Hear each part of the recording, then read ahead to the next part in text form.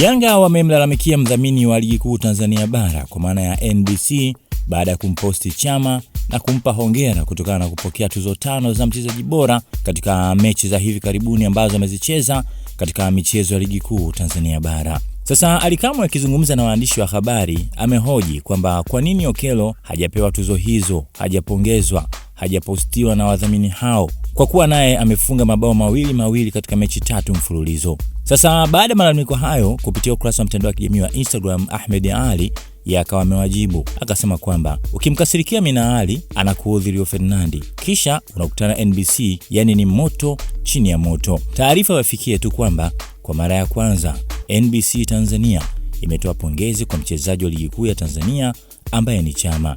Ifahamike kuwa hizi pongezi hapewi kila mtu, anapewa mchezaji aliyechukua tuzo 5 mfululizo. Sasa ameandika Ahmed Ally kupitia ukurasa wake wa mtandao wa kijamii wa Instagram, ikiwa ni sehemu ya majibu ya kile ambacho Ally Kamwe amekilalamikia.